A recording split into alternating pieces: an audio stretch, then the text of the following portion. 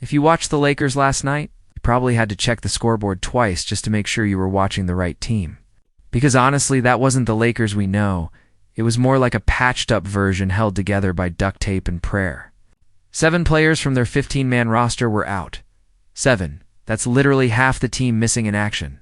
No LeBron James, no Luka Dončić, no Jackson Hayes, no Marcus Smart, no Maxi Kleber, no Adiro, no Gabe Vincent. It was a lineup that barely resembled a contender, more like a survival squad. But there's a glimmer of hope on the horizon. According to recent updates, things might start turning around for the Lakers by Wednesday night. J.J. Redick and other insiders have reported that Marcus Smart and Jackson Hayes are both hopeful returns for their rematch against the Timberwolves, the same team the Lakers already managed to beat earlier in the season, ironically. The Wolves are now dealing with their own bad luck. Anthony Edwards is expected to miss a couple of weeks with a left hamstring strain. So while it's unfortunate for Minnesota, it does give the Lakers a slight advantage heading into a game where they desperately need some healthy bodies back. Still, it's not all good news.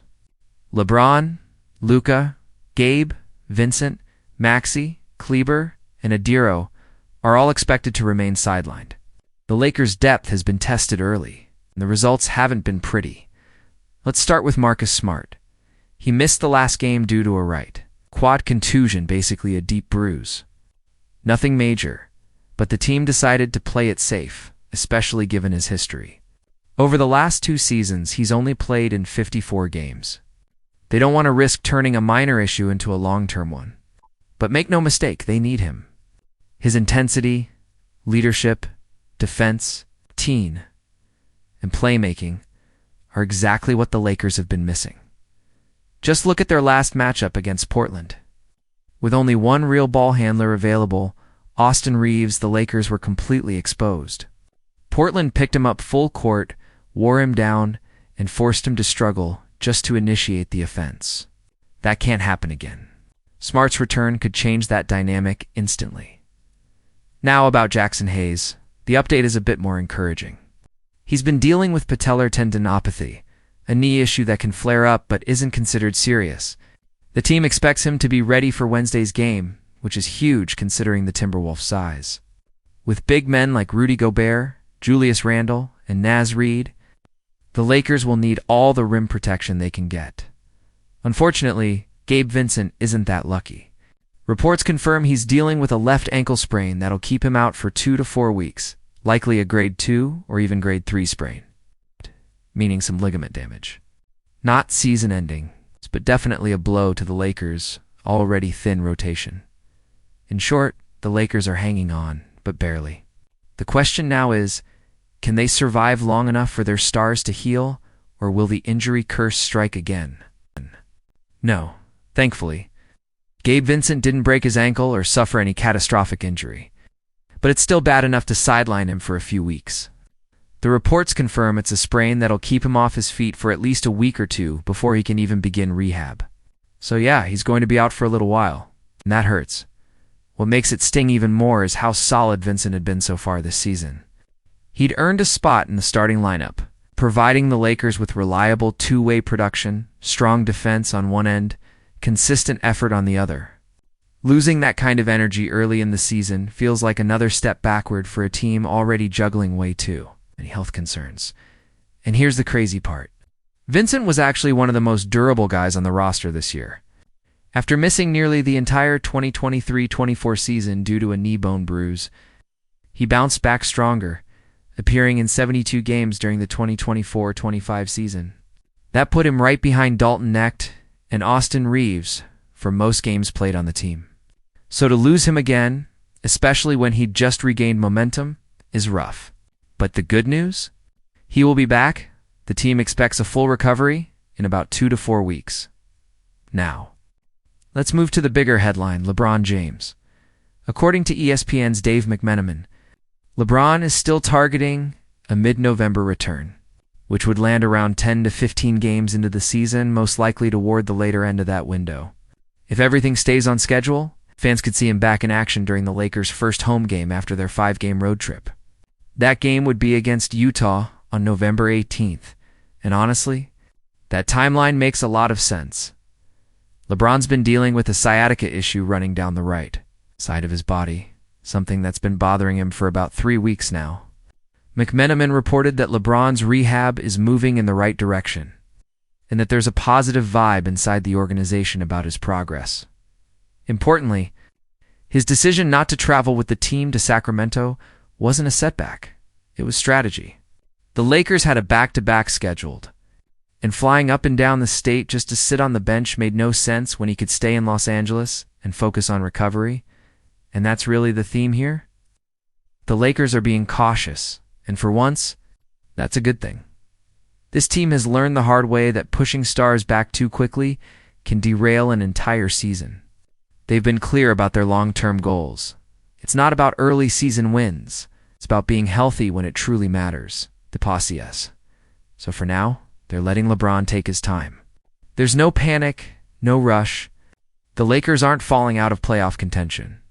In fact, considering the chaos around the roster, they've been holding their own surprisingly well. Austin Reeves continues to show growth. Luka Dončić, once he's back early next week, will bring another major spark. The logic is simple. Protect your stars now to unleash them when it counts. LeBron's presence on the floor changes everything. Leadership, pace, spacing, and energy. But bringing him back too soon risks aggravating the injury. And that's the one mistake this franchise cannot afford to repeat. So, the timeline looks something like this. A few more weeks of patience. Then, a potential return against Utah in mid to late November.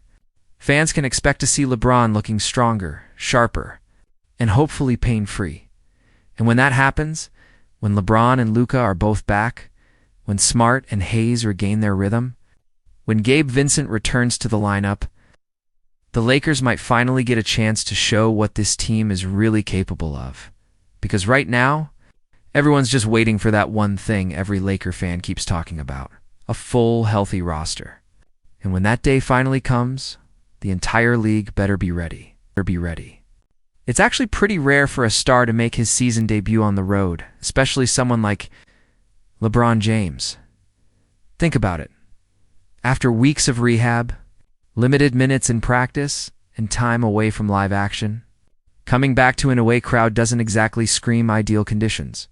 Players like to feel that home energy when they return the lights. The fans, the noise, that's what makes the moment special. So, if we're reading between the lines, it feels almost certain that LeBron won't make his comeback on a road trip. The most logical timeline still points to that November 18th home game against the Utah Jazz, or, if the team decides to play it even safer, maybe the November 25th matchup against the Clippers, also at home. Either way, those two dates seem far more realistic than any earlier return. As for Luka Dončić, his situation seems slightly more optimistic. The initial reports from earlier this week suggested he'd be sidelined for about 1 week before being reevaluated. That update came last Sunday, which means his check-in should happen any day now. If all goes well, fans could see Luka back by early next week, possibly during their upcoming back-to-back series that ends in Portland. But again, debuting or returning on the road is a rare move, especially for players still testing their recovery. So if we're being realistic, his first game back will likely be at home. To maybe that next Wednesday matchup in Los Angeles against San Antonio. It fits the pattern, the timing, and the logic. So, if we line it all up, Luka Dončić could return sometime next week, likely against San Antonio. LeBron James remains on track for mid to late November, with that Jazz or Clippers home game being the most probable target. Marcus Smart and Jackson Hayes could both be back as early as the next game, or at worst, shortly after. Gabe Vincent will need at least 2 to 4 more weeks to recover from that ankle sprain. And as for Maxi Kleber, well, that one's more of a mystery. Reports about Kleber's recovery have been all over the place, anywhere from 2 to 3 weeks, and that was already a week ago. But given his injury history, it's hard to lock down a firm date. His past issues have been reoccurring, and with players like him, a minor setback can easily stretch out much longer than expected. 2 weeks? Maybe for weeks? Possibly? 3 months? Sadly, not impossible. The uncertainty there is exactly why Lakers fans are getting so restless, because this is what it always seems to come down to for the Lakers: the injury cycle. A few players go down, the team adjusts, others step up, and then before you know it, another key piece gets sidelined. It's like a revolving door of frustration. And yet, fans are still holding on because they've seen flashes of what this team can be when healthy. When LeBron's leading, Luka's controlling the tempo, Smart's bringing intensity, and Vincent's locking down on defense. The Lakers look like contenders. That's what keeps everyone watching, even through the rough stretches. So right now, it's all about patience and survival. The Lakers just need to hold the line, stay competitive, stay close in the standings, and let their stars heal. Because if this team ever gets fully healthy at the same time, it could be a completely different story. The question is, will that day ever actually come? The injuries, the constant uncertainty, the frustration, it's testing the fans' loyalty more than ever. But if this roster finally aligns, even for a stretch, the Lakers could go from holding on to dominating again. So, what do you think? How confident are you about LeBron's return timeline? Do you think Luka should come back sooner, or wait until he's 100%? And with so many reoccurring injuries piling up, is it time for the Lakers to rethink their training and conditioning approach? Drop your thoughts below because, clearly, Lakers Nation has a lot to say about this one. And as always, if you enjoyed this breakdown, make sure to hit that like button, subscribe for more updates, and turn on notifications so you don't miss what's next. Especially with how unpredictable this season's shaping up to be. The Lakers.